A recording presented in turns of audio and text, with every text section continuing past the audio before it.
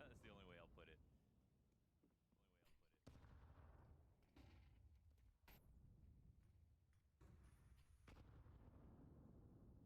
Chip damage all over the place. 40 in total here for Xantares as he comes up. Oh, and spotted. Turned his head to the side for 1 second. Enough info for 910. How much were they putting into that lurk? Badger's got this deep position. Yeah, that's actually not bad. It's possible that they aren't going to be prepared for this, but Nah, Techno's he's watching, yeah. it, right? So it's already on his mind. But this is still Madger's. He can kind of play this how he wants, because I think late play, be the thorn in the side once the apartments players draw all the attention. they don't go B, right? So let's see it. They saved it for an eco once. Flash is coming over. Oh, Madger posts up on the bricks. Worst possible play of all his options. What did Senzu just shoot at? Nothing. Oh, collateral! Never mind. Everything. Joda down to 79 as he hits the ground. His corpse hits the dirt. And it's not an opening T round. It could just be another bust. What if the Mongols run this back and then sweep OT as well? You see it correctly. Mongols have a lead in this game. Down 11-1. An in-game leader, 1v3. All they had to work with. All the belief they were afforded. But these are major finalists. And that is going to give a new glow to the Mongols for the rest of 2025. We always talk about how grueling comebacks at deep tournament runs turn you into a different beast. And this is a matchup that goes down at the quarterfinals so many times. The fourth quarterfinals between the Mongols and Aurora this year. The upper push, the fast mid control. It's coming into A, however. 9-10 out of Palace, but Xantares' lurks have been quite slow, I'll say. Franco's forward. Senzu not going to get away from that one. But this could still be a fake. We'll see what they do with the bomb right now. CTs. Bad nade. Flash doesn't know.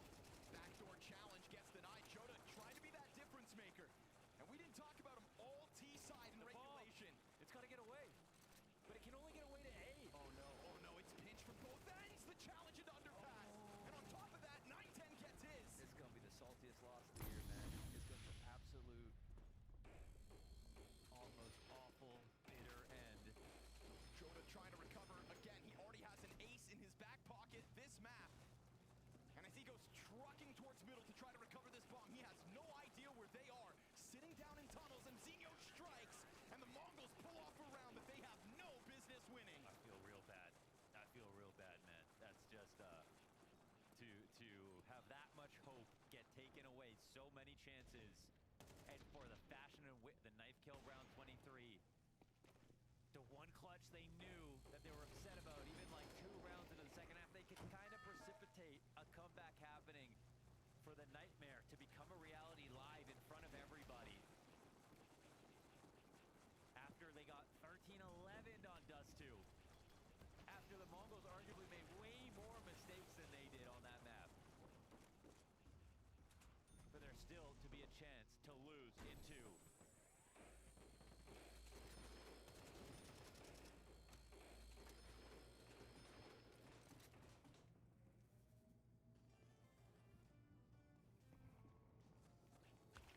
After they picked the Mongols to play in playoffs.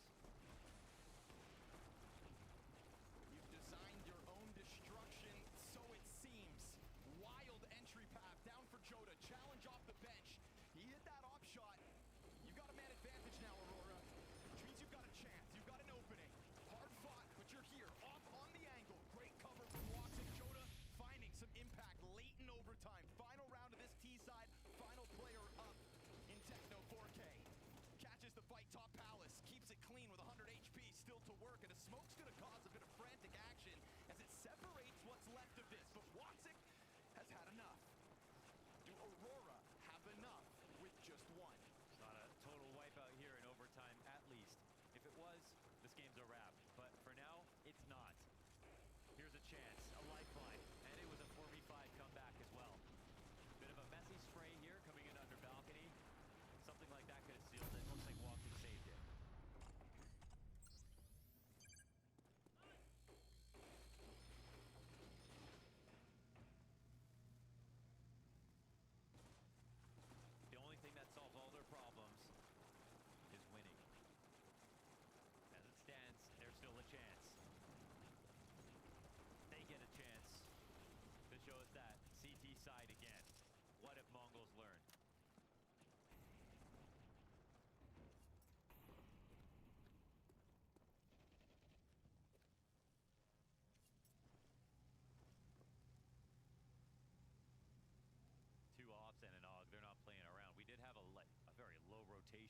side on Dust 2 from Aurora. They really relied on their 2-3 split, didn't really give a lot of info back, played for the late rounds.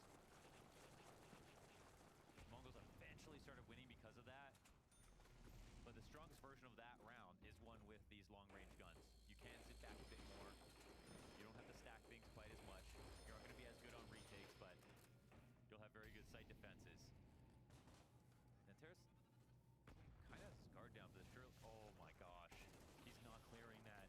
You can't make a mistake like that right now. You just can't. He just did.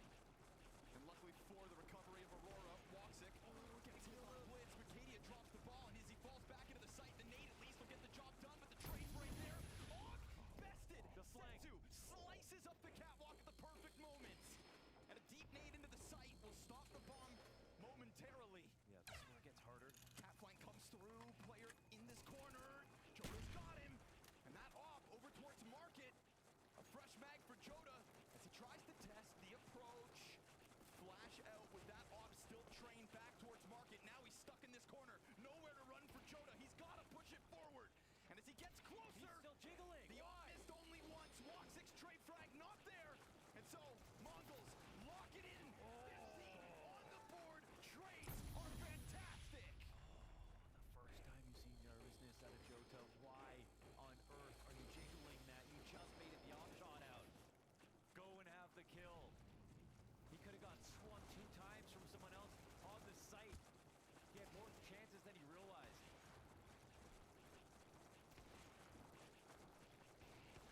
The only way for him to get back on cycle was that chance.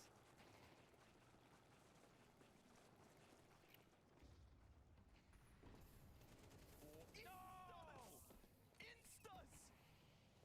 What is that? What is that spray transfer? Snaps next as he walks that out. Insta replay on the instant kills.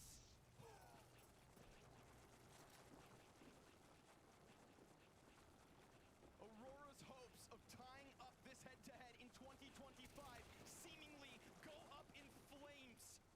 What was an 11-1 CT side ends up not being enough. Unless this 2v4 miraculously comes together, but backs turn towards top mid, and Wicadia, in a desperate act to somehow get into this B site, seems impossible. But he is hitting clean shots, and a clean hop too, quickly into catwalk. And again, you've got this player pinned against the wall. But now they know he's already on this bomb site, and as that bomb ticks, they will sit back and wait for his inevitable arrival. Blitz and that 1v3 in the first half have allowed for major grand finalists to shock us yet again, this time by nature of a comeback. Flash off of the wall, time is of the essence, and they're not giving him anything. Minimize mistakes. The Maltese seas, notoriously salty, but who knew it's because of Turkish tears? That's just unreal. The Mongols so nonchalant about it. You can see the salt building up. That's what the bounty's all about. Picking the team that you want to beat and losing. Not willing to risk anything, and looks like for good reason. Another victory. Easily done as far as the Mongols want to say. The sort of comeback and performance that clearly makes them cut from a different cloth. Clearly of a tier above. And maybe Aurora not accepting that challenge. The bounty wagered for this one. Their confidence wavered for this one as they rejected that chance to take cash from the Mongols' hands. So instead, the Mongols ripped their hearts out with a disgusting barrage comeback. Man, I think that, we're waiting all tournament for a game like this for this format. And it's kind of the worst thing in the world in the sense that you feel bad for this team, but also that's what the game's all about, those lows. And conversely, to be able to see Mongols win in new ways, to be able to make a comeback that great, shows exactly what kind of team they become after their major finals appearance. Senzu, what a comeback on Mirage. I mean, what are you even saying after that 11-1 first half? Just go at least 11 to 7. if we just do it, we can win like that. Just talk about that. And you certainly did. I mean, strong first map there, punishing on the Mirage when everything seemed lost. Is this just a different corner turn for this team? Is this a different Mongols team where you just never say die? I don't know, just not different, just normal. B tier no more, huh? Yeah. Definitely the case. Well, thank you for joining me. Hell of a series. Mongols bend, but they do not break. I am left simply stunned after that one. Connor posed the question to Mo after an 11-1 first half. Is this an impossible comeback? I was buying into it. I thought absolutely yes. We're going to a third. We're going to have a third map to separate these two. I still can't quite get my head around what Mongols submitted to Aurora in that second half and subsequent OT. I just hope that everybody that turned the stream off at halftime turned it back on for the last 5 rounds of regulation and all the way through overtime, because what the Mongols did there was unthinkable, unimaginable, and the individual players that were able to step up in those moments, incredible, and I just hope that the people that didn't turn it off and turn it back on were Aurora fans. That was an iconic comeback for Mongols. You have to look at that as they had some troubles in the first half, absolutely, but at the same time they come back into the second half, never wavering for a second. You have this incredible clutch from Blitz, 1v3, leading by example as the IGL. What a game. Shout out to Blitz for not only this moment, but for subsequent moments going into the later stages of the second half and overtime, right? Like Vu, you were saying, he's one of your top fragging in-game leaders. He really was leading by example. Find me another IGL that can do this. There's nobody can do this. He's being serious. I mean, I don't know who you could pick from right now in World Counter-Strike that can take down a team like Aurora in this fashion, where he is bearing so much of the burden in terms of these defenses. What Blitz was doing in this game was incredible. I mean, he definitely had some help though. So it wasn't a one-man army by any means, but to even win that clutch, to give them a spark and then lighting that into the flame that it became, it was incredible, really. Just that round distribution is just insane when you look at it like that. And particularly when we look back to that first half, because Aurora, they just had things absolutely locked down. I thought there was no way they were going to be losing that momentum that they built up on that CT side. Those are the round breakdowns you see that used to get posted on Reddit to say, nuke is too CT-sided, we need to change it, 50-0. But that's a pretty balanced map, but still, that's just an unbalanced situation in which both teams, I mean, even if you look across the entire series, oddly bad T-sides, like unbelievably bad T-sides from both teams the entire series, and this map no different. I feel like both of the teams just kind of picked their fights, and it made it almost abundantly clear to the other team. But to the credit of the defending teams that pulled off such great CT sides there, the crossfires they assembled were great. The first contact was almost always going in favor of the defender, so they were dodging flashes pretty well. They were able to work around the opponent's utility. And even the Mongols, when they were pulling off their comeback on their defense, they were assembling crossfires on the fly that were so effective, so quickly. And with the amount of numbers that are running at them, you think that someone's going to get the entry. Like somebody is going to just pop one head onto a bomb site. But surprisingly, the defenders on both teams just stood incredibly strong. And this is why it must be so heartbreaking for Aurora right now, because you post up almost the perfect first half. Like, there are obviously so many moments from that second half, but then you think back to the final round that Mongols did manage to get over the line in that first half, and you think, man, if I didn't just let that clutch go their way, we might be looking at a totally different game. Yeah, and I mean, when you look at the way the half broke down, I think Aurora also had really good ideas on how Mongols play the map. They had Joda constantly pushing into the A ramp, getting aggressive, finding openings, finding space. They had such a good read on Mongols' play that they must have been 11-0 up thinking, one round, losing a 3v1, who even cares? I can't remember the round number specifically, but I believe it was Xantaras and Roxic in that, 2v3, I think it was. And you could just see how the lack of synergy, like the lack of chemistry, and that was just so indicative of the rest of the game, right? The fact that they didn't get that one over the line, they looked so, hesitant. They were missing the boost as well. It was kind of stupid. I mean, I feel like they already felt like they were confident at that point. And this is such a disastrous result for Aurora, given what it felt like they were building back to, which was a top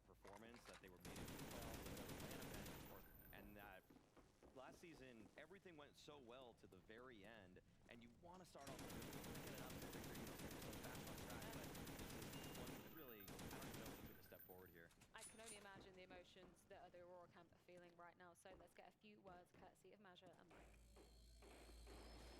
Masha, brutal collapse there on the Mirage. What went wrong for you guys in that second half? Not so much to say. Since two tournaments, like the T side on Mirage, it's only 1-1. Like it's not for it. Not all the way, I think. Big responsibility on me, to be honest. And I think they play a great City side also. But after the City side we did, I think having this comeback is complicated. And not so much to say. Like I'm obviously very sad, but didn't find solution, to be honest, and that's why. Certainly a tough one there. There were some bright spots, especially coming through from the individuals. Jota stepping up in some big moments, Wakadia having some big moments. Do you think that you've shown enough here at the Bounty overall to build on going forward? Well, just after the defeat now, like we will see the big pictures. Like, yeah, now it's purely negative, everything. Maybe it's hard to find some positive things now. But yeah, we're gonna talk. I don't know. From now, like I told my guys and say the last question, like I took a lot of responsibility on that, and I don't know. We'll see. I often find Maja to be very composed when I'm speaking to him in the next interviews, but you can just see the emotions running through his mind and his face right now. Like, you must be at a loss for words after having that much of a lead and letting it slip away. The most heartbreaking ways to lose, period. I mean, sure, the stages can get bigger at other types of tournaments where you feel like you're putting more of yourself into it, but the fashion in which he lost there is something that they are always going to remember. They have to rethink their T-side completely after this one. This is going to be one of those games that's just completely etched into your memory for the next 6-7 months as you're going over the prep, as you're trying to revamp your Mirage, because you know you can never let this happen again. Yeah, as we were going over the major, their matchup, we were looking at, okay, 13-6 loss. Are they going to do better or are they going to do worse? And this is better, but it's much, much worse. This is a devastating loss. Unlike a 13-6, if they had just gotten blown out, that's a different story. I don't know whether I can deal with this heartbreak any longer, but we got some super heartbreaking images coming in. I mean, particularly for Jota, right? That first half from him, like, he had some of the most amazing rounds I've seen him ever pull off, and then he just went all but silent moving into that second half. That YK, I mean, that Jota ace was unreal. I thought in that moment, we're getting a map 3. Yeah. Like, if Jota is popping off like this, like I've liked Jota all year long. I think this has been a great upgrade for Aurora. I think he's way more stable than Calyx. I think he moves a lot better than him in terms of just rotating a little bit faster, helping his teammates and everything. And this was such a ridiculous pop-off. And his map 1 was insane, too. This might be one of the best series that he's played for Aurora, period, given the fact that it's a playoff environment. And yet, in a way, it's bittersweet. I mean, you pull this miraculous feat off, and what do you have to show for it other than a personal stat line at the end? You're looking at his scoreline after his ace, and I believe he had 16 kills, and the entire team of Mongols had 18 kills. Wow. That's round 11 that started. But round 22, I believe he still had 18 kills. He just didn't get activated into the T side. And I don't want to take that away from him because that really was the entire Aurora squad. Not a single one of them could get anything done against the defenses. 9-10 with the op, Blitz with the rifle. Mongols just activated to such an insane degree. But yeah, Jota on that CT side, clear idea of the way Mongols were going to play. The aggressive play towards A-ramp was so effective and just unbelievable fragging. Just such a deflating way to be exiting the tournament, right? I don't know whether I can deal with this negativity for any longer. Can we talk a little bit more about the Mongols? Can I get my hopes back up again? Because that was, as much as it was such a, fumble from the side of Aurora, well played to the Mongols, right? I don't want to get, too intangible here, but maybe if we hadn't seen them making those deep major runs, maybe if they hadn't been able to put it up to Vitality, do you think they would have had, like, the fortitude or the resilience to be withstanding this one and actually bringing it back for themselves?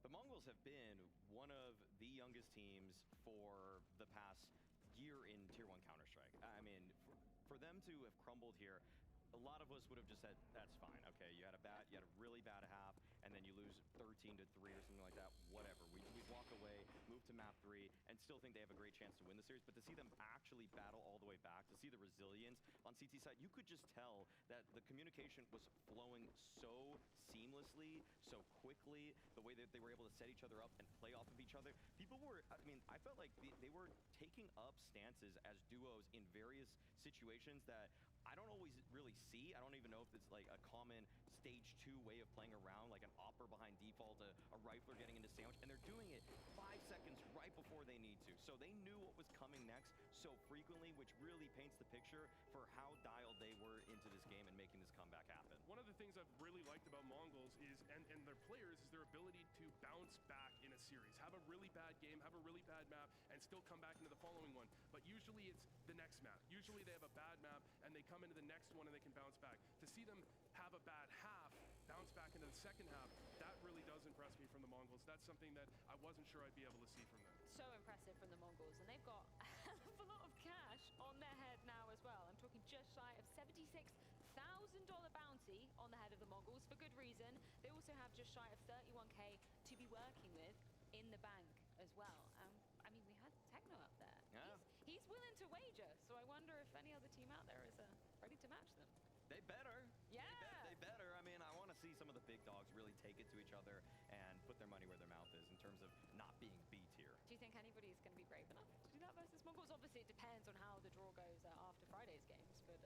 I think the question might be if Mongols is brave enough, and if they do maintain that bravery, and they go against potentially Vitality. Oh.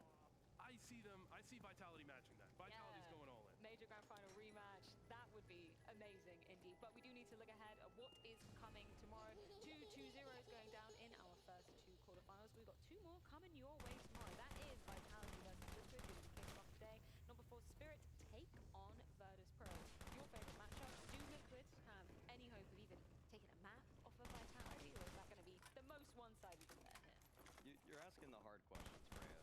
You're asking the hard questions because I obviously want to sell the show. I want to sell the broadcast. I want to make sure people tune in tomorrow. But there is no hope in hell that Liquid is able to take a fight towards Vitality. The only question is, how badly do they lose? That is the real question. Could they get a map? Maybe. They picked up a map 3 years ago when Vitality was still French. I think they picked up a map. They could do it. They could do it. Could they pick up a 3 whole series? years ago. Maybe they can roll back the years. Unlikely, but you will have to tune in tomorrow to see exactly how that one is going to be going down. Thank you so much for joining us for the first day of LAN CS, our first quarterfinals. We'll see you at the same time, same place tomorrow.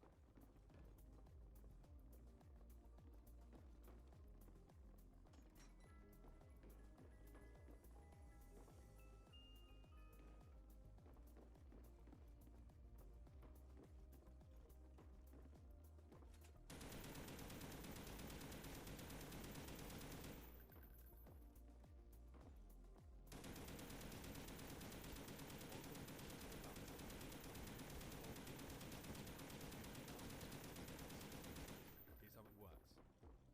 The prize pool isn't just split at the end. It's distributed as bounties. Each team finds a bounty based on their seed. Lower seed but can still strike it big by hunting bounties from higher ranks. Win a match and you secure 50% of the bounty. The 50% carries forward to the stage. After each round, the lower seeded teams pick their opponents from the higher seeded pool. In week 2, the final 8 teams pick their bounty from the last seed. It's a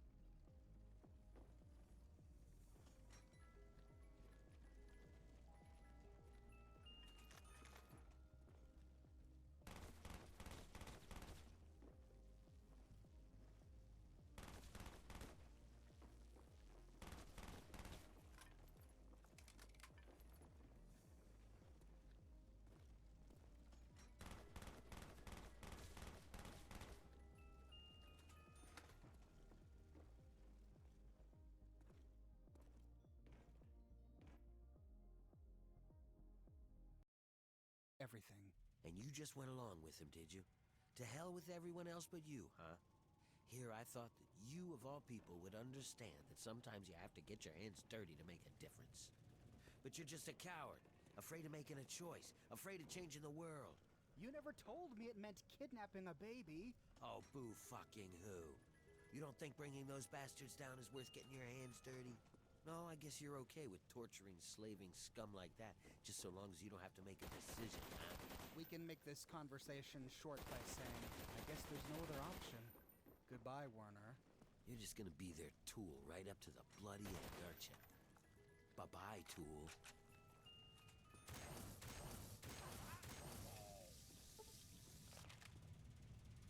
On his body, we find a key to the power plant.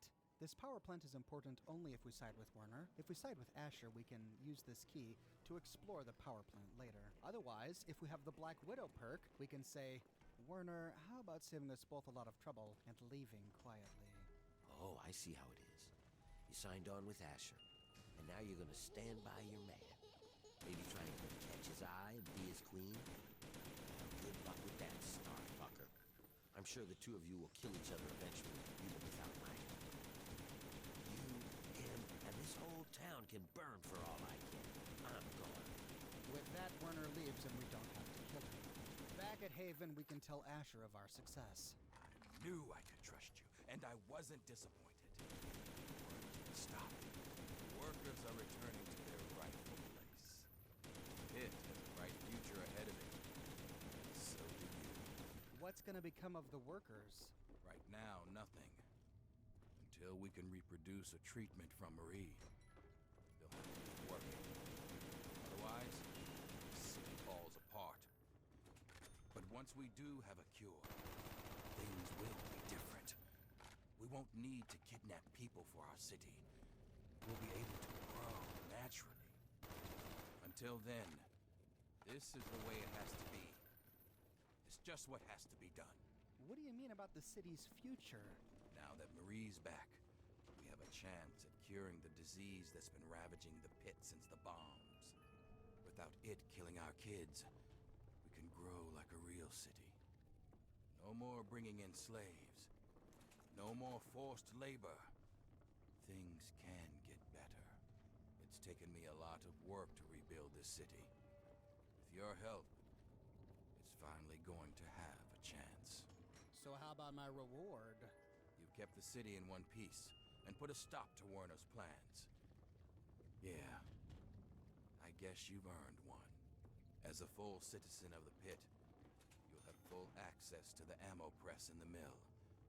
It's how I keep my soldiers well armed.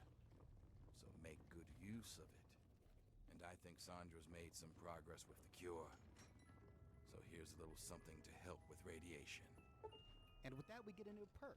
Medical research from the pit has improved your life. Just try not to think of what it may have cost others. This is the booster shot perk, which improves our radiation resistance by 10%.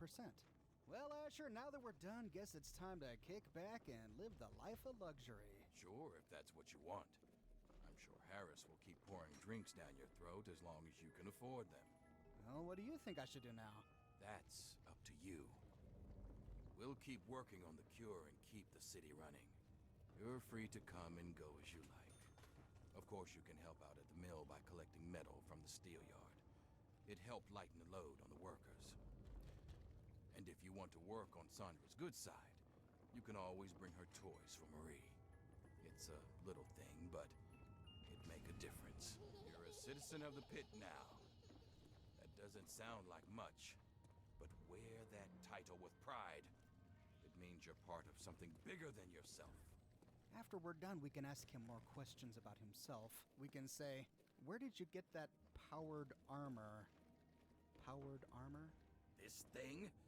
It's a relic from my time with the Brotherhood of Steel decades ago. It's been through so much that they'd hardly recognize it as one of theirs. A little like me, come to think of it. Do you ever miss the Brotherhood of Steel? Not in the slightest. During the Scourge, we looted the pit and left the rest of it to rot. I was just a dumb convert who got stuck here afterwards. See, beneath it all, the Brotherhood's just lazy. It's easier to loot a dying city than to work to bring it back to life. So that's what they did. They're so obsessed with the technology of the past, they don't care what needs to be done for today and tomorrow. It takes real hard work to rebuild and run a city. But there isn't a machine to do it for them, so the Brotherhood isn't interested. Good riddance. How's Marie doing? My little Marie is the very picture of health. And eventually, she'll make it possible for a new generation of healthy babies in the pit. You know, I always wanted to make the pit a strong city. But that was because I wanted to make my mark on the world. But when Marie was born, that changed. Now she's my reason to make the pit succeed. Because she's depending on it. It's just something a parent has to do for their child. You understand? Thanks for sharing, Asher. I gotta go now. You're always welcome in the pit. When done, we can go over to check on Sandra and Marie. I guess I've got a moment since Marie's asleep. What's on your mind? Would it help if I brought toys for Marie? Oh, you'd be such a lifesaver. A happy Marie means I can get some sleep once in a while. She seems to really enjoy teddy bears. She just can't seem to get enough of them. Bring as many as you can, and I'll make sure you're well paid for the effort. Teddy bear delivery for Marie. Here you go. Thanks. And Marie says thanks too. We get 30 caps per teddy bear. Hey, how's Marie? My little angel is just the healthiest baby in the world. She just couldn't be doing better. Wish I could say the same about the research for a cure, but that can't be rushed now, can it? Honestly, it'd help us all if she got some new toys to play with. The happier she is, the easier it is for me to do research. Checking out the terminal, we can click on the baby monitor, and we see that little Marie is healthy and well. But what are the ramifications of this choice? While heading back to downtown, we can chat with Medea. Oh, still deigning to talk to us, Scabs. Well, how nice of you. Hey, Medea, if it's any consolation, Asher says the cure will be shared with everyone. Oh, sure, someday. Meanwhile, they keep bringing in more slaves to die. Be obedient and subservient because someday the God King's only child will make everything better? Who'd fall for that one? I have to go now. Please don't let our suffering delay you. Heading outside, we can see the full impact of the slave revolt. Many of the named slaves whom we've gotten to know died in the uprising. Kai, who served as slop. Aiden, the Taoist. I went to the mill to search for Marco, but I couldn't find him in his room. But I found him lying dead with another slave by Hammer and the gate to Uptown. But all of the raiders are alive and well. Duke, Redup, Odog, who appears to be suffering from a seizure, Squill, Mona, Vikia, Crenshaw, Hammer, Everett, Bone, Phaedra, Bingo, Troubleman, Harris, and Friday.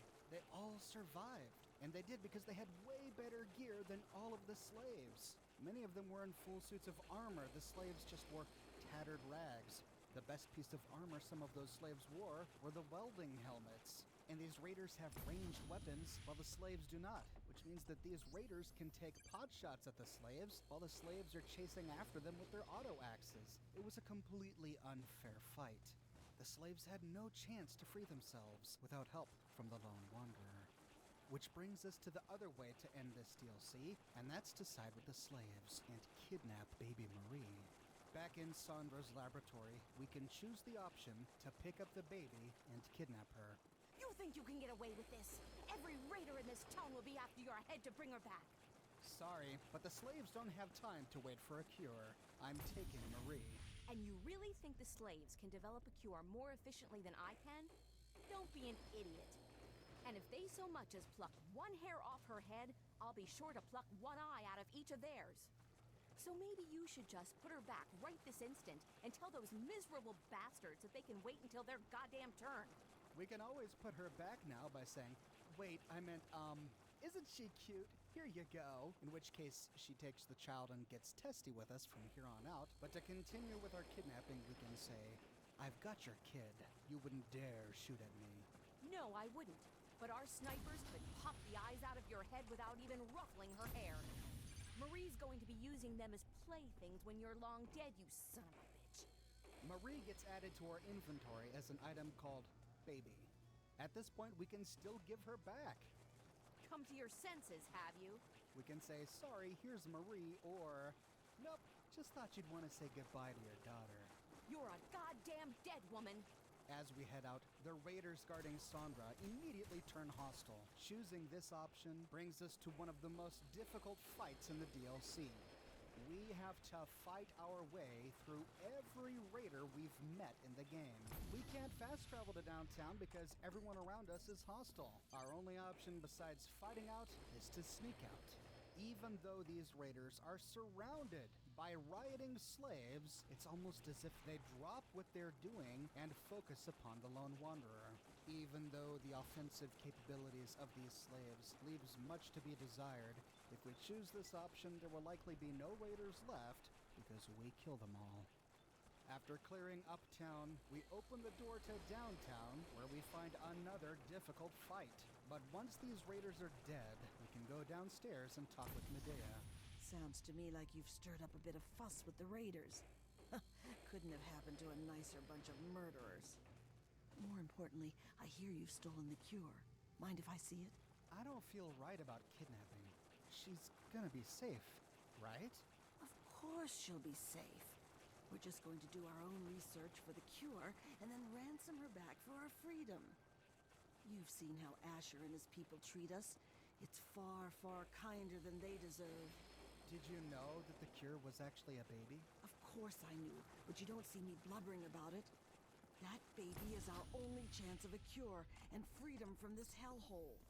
But if it makes you feel better, when we're done, she'll be back with her parents and never needs to know any of this happened. So quit whining. All right. As long as the kid's gonna be safe. Take her. She'll be all right, just not with me. Asher's guards are always watching me. They'd find her right away. Well, whatever. I've done my part. Where's my reward? Not yet, hotshot. Asher's got people watching me, and I can't keep a baby hidden in this dump. Werner sent me word that he's hiding out in the steel yard. He's got everything there to take care of the cure. Take it to him and he'll handle the rest. Now get going. And like with the last outcome, we head to the steel yard and enter Werner's secret hideout. Just like last time, he comes down the ramp to greet us. Ah, you finally made it. I got everything ready and there are plenty of tests to run. So hurry up and put the brat in the crib. She's here, but look, Werner, you never told me this meant kidnapping.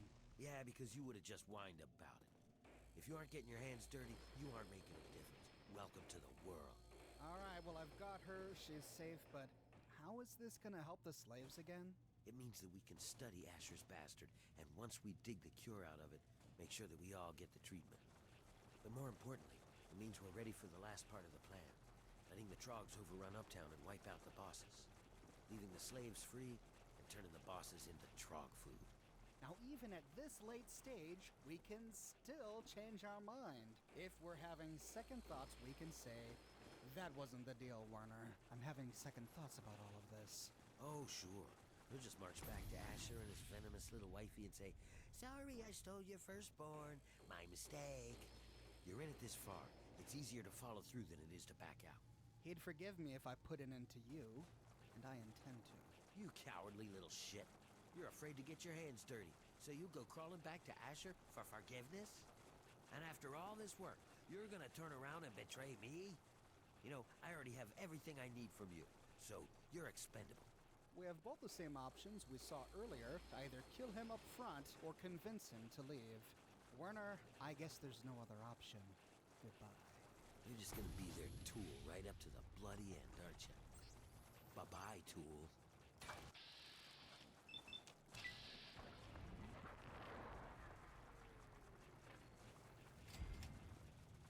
So now we betrayed Asher, and then we betrayed Werner. We can head back to Haven to see if Asher will forgive us, and his wife meets us at the door. Come to your senses, have you? I guess, but it sure was fun while it lasted. You're fucking insane. But at least my daughter's back safe and sound. That's all I care about. Here's your daughter, Sandra, safe and sound. And Werner's gone too. I still ought to slice you open. You're lucky my daughter's still safe. I'll let Asher decide what to do with you. Get out of my sight.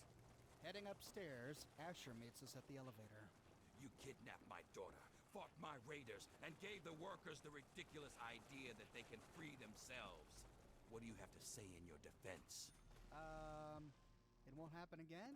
You're fucking right, it won't. Ought to have you thrown out of town.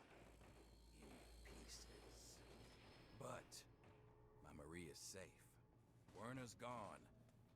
And the city's got a bright future. So I'm feeling unusually forgiving. Consider yourself lucky.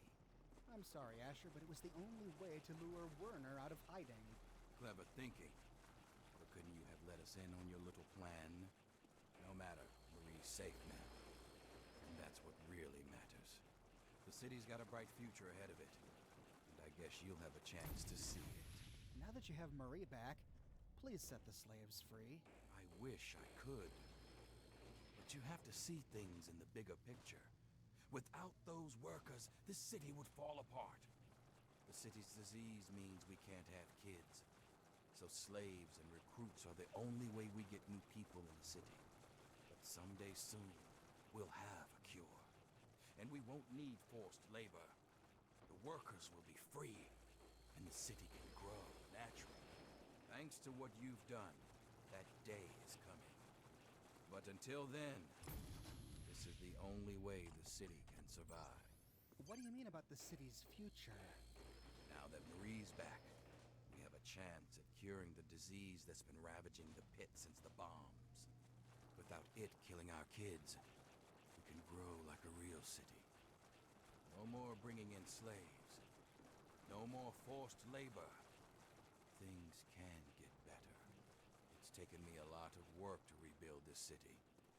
With your help, it's finally going to have a chance. So, you're not gonna kill me? I probably should. Hell, I still might. But you got rid of Werner. And things are looking good. So you're welcome in my city. For now. From here on out, his wife Sandra's not too thrilled with us. Hey, how's Marie? Oh, so now you care about her well-being? Well, she's fine. But let's say we really do want to go through with Werner's plan. Back in his hideout, we can say, "Sounds good, Werner. Let's finish this." That's the spirit. Just stick with the plan, and everything will work out fine. Only thing that's left is to finally wipe out all the bastards in Uptown, and that honor falls to you. How am I supposed to do that? Simple. Get someone else to do it for you. And there's a whole city full of trogs hungry to do the job. The only thing keeping them out of Uptown are those floodlights, and I know where you can shut those off. Shut off Uptown's lights, and the trogs will sweep in to take care of the rest. If we have Black Widow, we can say, "This sounds dangerous. How about helping a lady out?" Sorry, doll, but I'll be busy setting everything up with the squirt here. But for you, I guess I can spare a few supplies. You can get to the power plant from a manhole down in the steel yard. Near the train tracks, you can't miss it. Head down there, find the floodlight controls, and turn off Uptown's floodlights. I'll meet you back downtown. And here, take this. You'll want to stay hidden when the trogs come. Now get moving.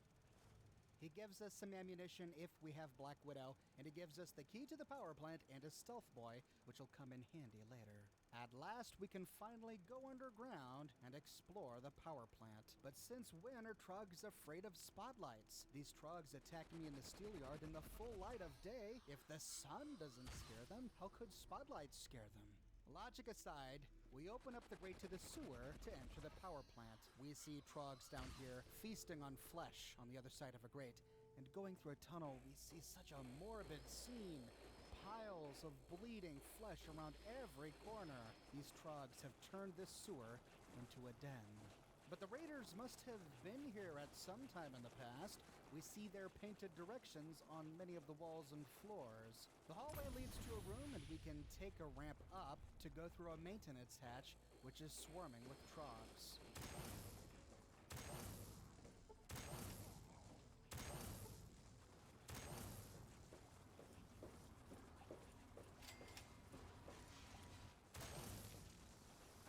Rounding the corner leads to a catwalk with even more trogs, which leads to a ramp that we can take down to the next room. This room appears to be a generator room of sorts, and we need to be aware of a trap here. I didn't know about this before I started exploring. We see these arrows painted on the floor, and I'm sitting here thinking, all right, well, this must be the way out. But if we follow the arrows, we walk right into a trap.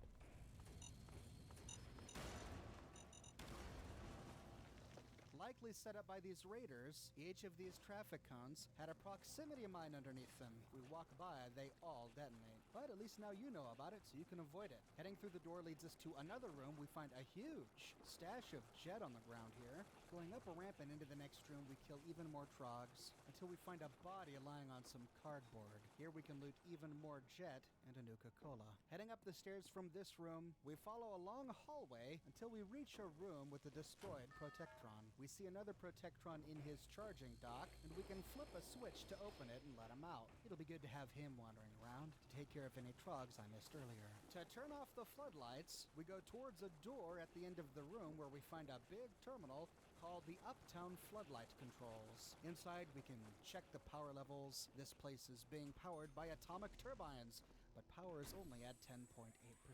We can terminate the floodlight power and then check the power levels again to learn that the atomic turbines have been redirected to the mill.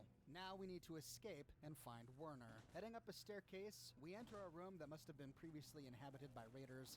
Lots of raider decorations all over the place, a couple of first aid kits, and the only workbench in the Pit DLC. To leave, we go through a door to Uptown. This puts us outside right next to Haven, and we can watch as the spotlights turn off one by one.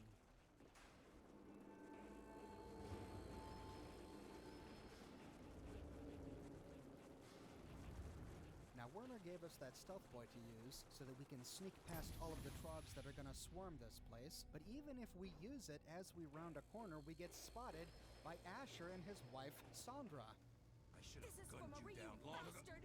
What the hell is that? Knew I heard something. But they quickly get distracted by the spotlights going down. As they rush off to investigate, they get attacked by a swarm of trogs. If we get too close, Asher may turn around and attack us anyway.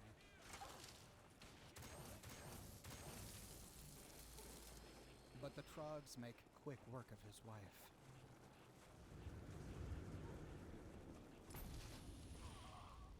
On his body, we find Asher's key and Asher's power armor.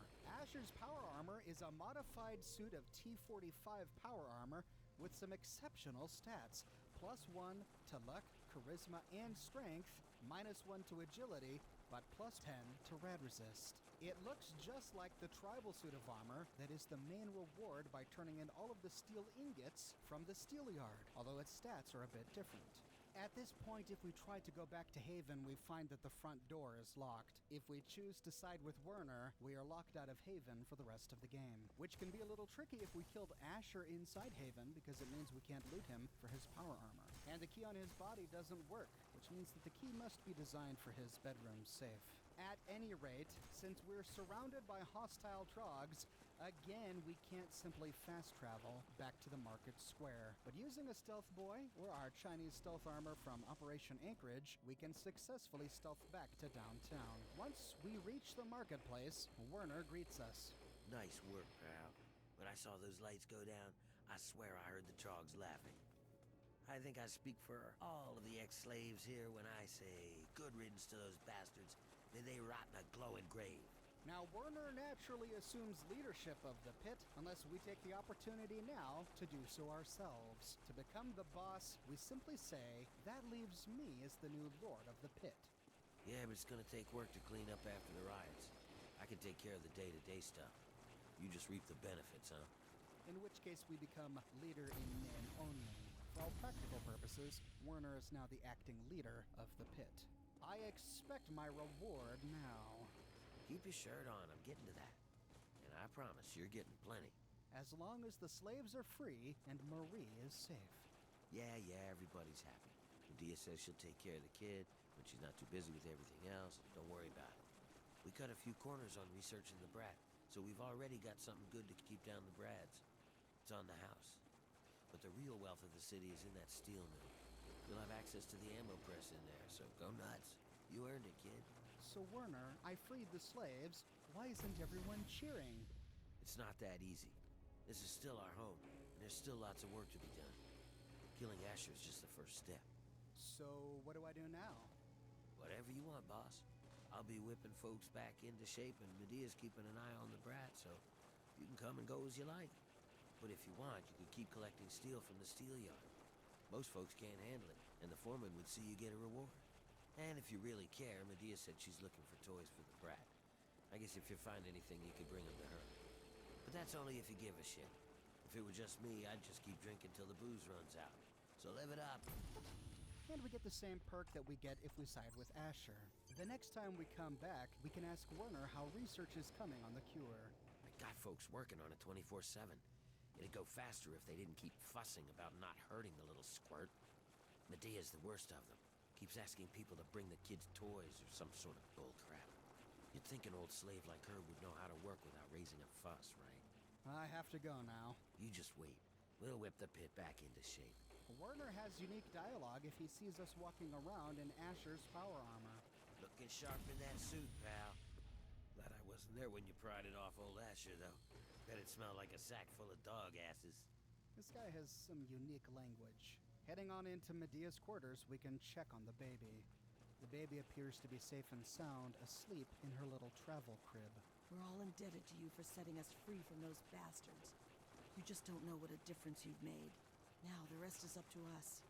And I have to admit, it's pretty daunting. At least Werner's taking care of organizing the city, so I can work on the cure. How's the baby doing? She's a handful is what she is. I mean, I'm glad she's healthy and I take care of her like she's my own, but it's a full-time job. And I hardly have any time to work on finding a cure from her. People help out here and there, but she's just such a handful. Would it help if I brought toys for Marie? That sure would help me out. Happier Marie is, the more likely I can get a full night's sleep for once in my life. She seems to really enjoy teddy bears. Creepy little things, but I guess she doesn't know any better. Bring as many as you can, and you'll get paid plenty for it. I promise. Teddy bear delivery for Marie. Here you go. Thanks. You have no idea how much this will help. Here's your pay. And we also get 30 caps per bear. Back to the kid, I guess. Medea is clearly not thrilled about her new role in life, and she expresses as much each time we talk with her. Make it quick. This kid is a handful.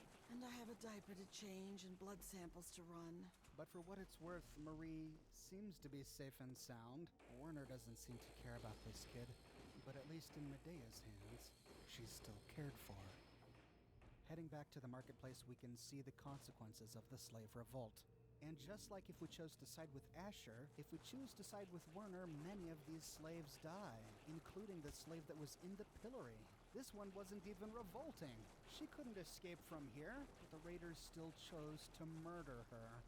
Kai is not at her shop. We find her body lying just outside. And heading on over to that big bus, we find Aiden dead. But it looks like Marco survives. Going into the mill, I found Marco alive and well. But these slaves are still working. Even after leaving the pit and coming back many months later, I found all of these slaves still shoveling metal and slag into a furnace and still grinding metal outside. You'd think that with their freedom, they would leave, go back to their families, to the places where they lived before they were kidnapped.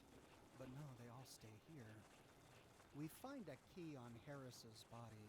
This unlocks a big refrigerator back at the Vertigo Bar and Grill, where we find his complete store inventory, even some caps he'd been saving to repair those railings. Likewise, we find a key on Friday's body, and this opens up a big supply locker, where we find the contents of her store inventory. Here we can pick up 2 silenced 10mm pistols, some power fists, missile launchers, and some unique raider armor from this DLC.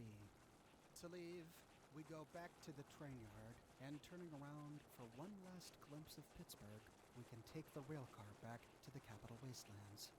And that is the full story of the Pit DLC. Every character, every ending. And I walked away with such an uneasy feeling. This is a difficult DLC to play. Not because the gameplay is challenging, but because the decisions are. Which of these 2 options is the best one? Can we even say that one is more moral than the other? Because both just so horrible. Since this is such a morally complicated topic, we'll go over the moral implications of these two choices in tomorrow's video. After that, we'll do an entire video dedicated to all of the loot that we can walk away with by completing this DLC. So if you want to make sure that you don't miss those videos, subscribe and click that bell notification button. If you've enjoyed this series and you want to support me in a more personal way, consider becoming one of my patrons on Patreon. But more than anything, I'm just so glad you're here watching this video with me today. Thank you so much for watching, and I'll see you tomorrow morning, bright and early, with a brand new video.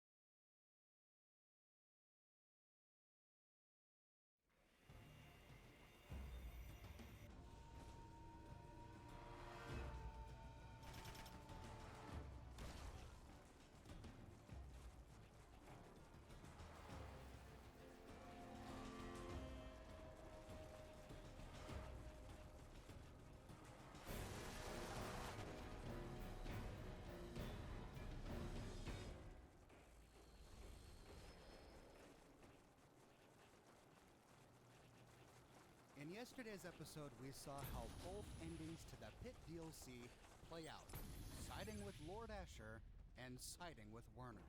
Now that we know what happens, we have to talk about the morality of this DLC. Which decision is the right decision? The answer is that there is no right decision. Both outcomes of this DLC are horrible.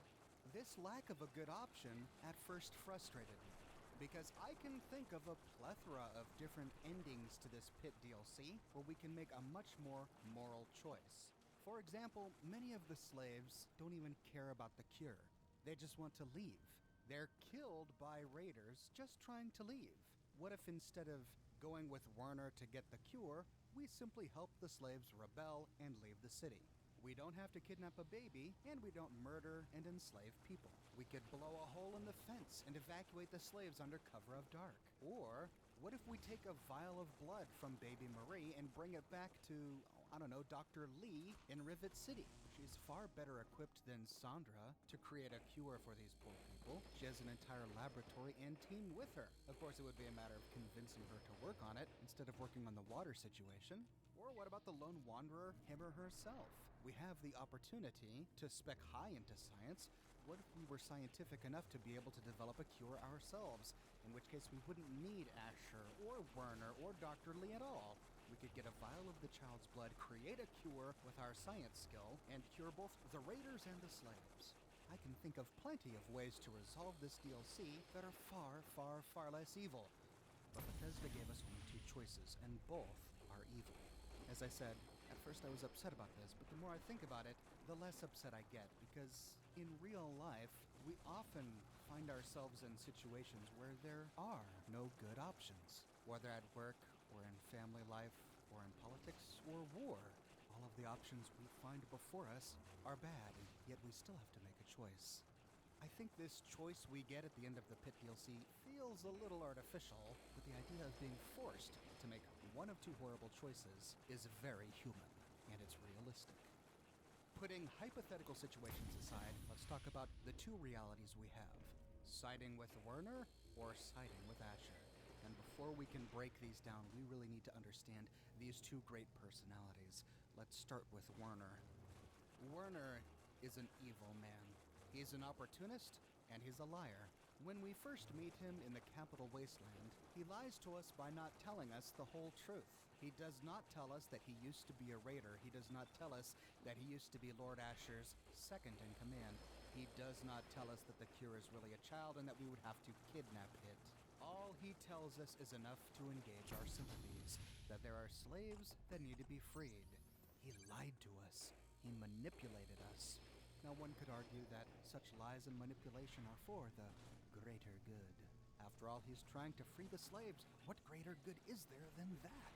But I would argue that Werner does not have such magnanimous motivations. I believe that Werner clearly betrays the fact that he is no better than any other raider in the game. In fact, he may be worse. We learn from Lord Asher that Werner used to be his second in command. Werner used to be my second in command until he betrayed me. But for how long? We don't know.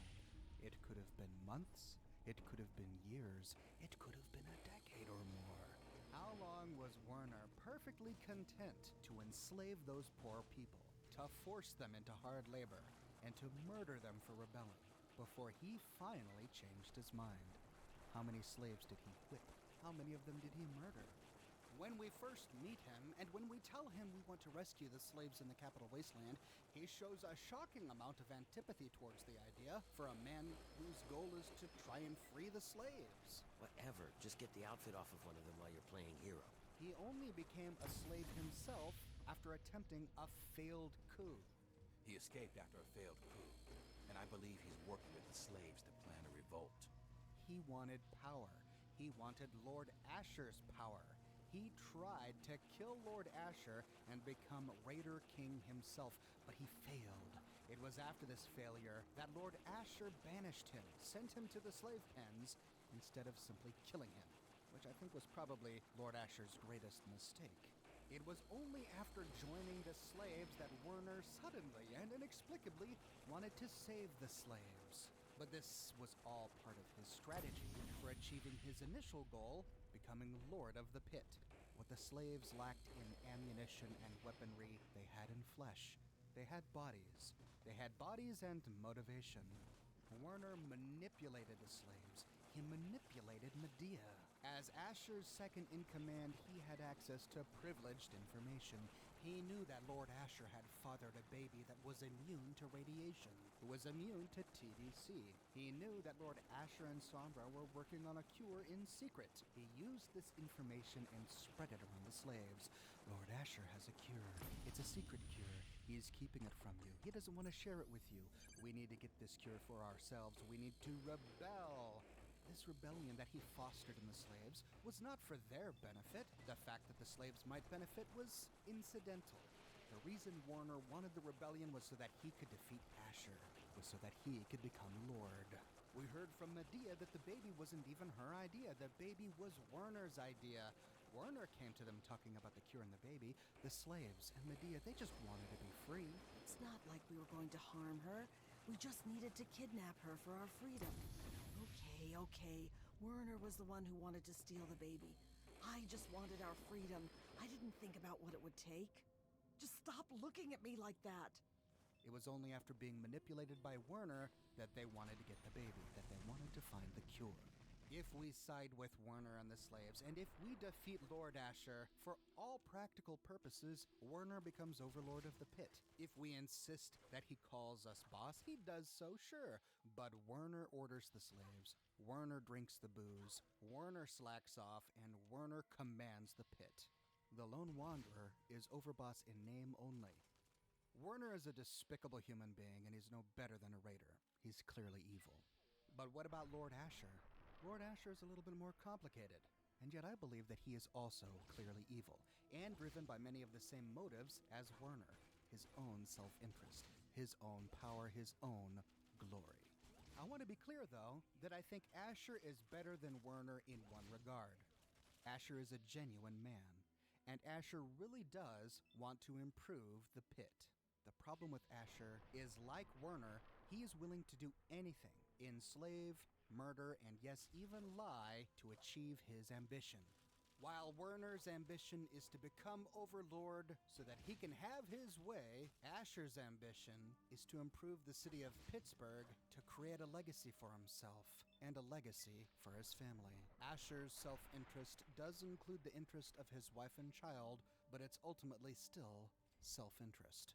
He's a liar because, like Werner, he manipulates the slaves and the raiders. We spent part of an episode listening to his radio broadcasts, where many of you rightly commented that it sounded a lot like historic propaganda from an autocratic authoritarian ruler defending his forced labor as necessary for the rapid industrialization which would support the collectivization of the resources needed to rebuild his city. In fact, some of the exact phrases that Lord Asher used in his speeches, like "work will set you free," were used in historic forced labor camps from our own timeline.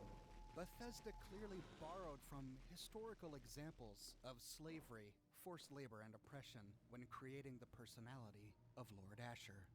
Ishmael Asher thinks a lot of himself. He almost sees himself as a god. This is most clearly seen in his private holotapes to his daughter Marie. The scavengers saw me as a god. So along with my Brotherhood know-how, it was easy to set up the basics.